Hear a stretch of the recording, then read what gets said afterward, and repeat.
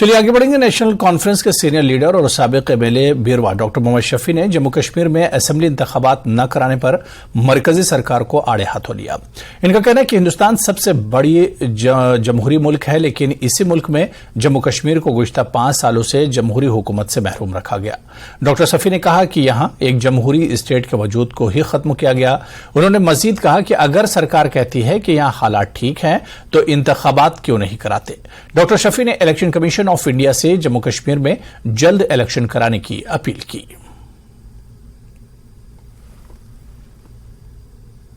का जो एक सबसे मुद्दा है इलेक्शंस, हम पिछले कई सालों से इंडिया पॉपुलेशन वाइज ये तो सबसे बड़ी डेमोक्रेसी है, लेकिन एक ही जगह है जम्मू कश्मीर जहां पिछले 5 साल से इलेक्शन नहीं हुए हैं।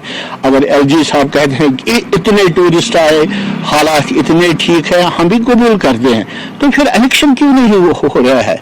क्यों लोगों को जो एक डेमोक्रेसी का उनका बुनियादी हक है उनसे दूर रखा है? पंचायत इलेक्शंस, वो जब फारूक साहब उमर साहब चीफ मिनिस्टर थे तो मैं MLA, even I was from the opposition, बाज़ाब्ता तौर पंचायत इलेक्शंस हो गए जिनमें लोगों ने पूरा पार्टिसिपेट किया था। ये कोई नया तरीक़ाकार उन्होंने नहीं किया, लेकिन जो हमारी असेंबली थी, जो एक यूनिक असेंबली थी इन द कंट्री, उसको इन्होंने क्या किया, उसका इन्होंने वजूद ही खत्म किया। तो एक स्टेट जो कभी मुल्क भी था और सबसे बड़ी स्टेट थी, उसको यूटी बनाया और उसको 3 हिस्सों में तकसीम किया और कहते हैं कि हमने विकास किया। सीआरपीएफ के 110 बटालियन की जानिब से लेतापुरा वंतीपुरा में एक मुफ्त तिब्बी कैंप का एहतमाम किया गया, जिसमें बीमारों का मुफ्त तिब्बी जांच किया गया और मुफ्त दवाएं भी इन्हें दी गई।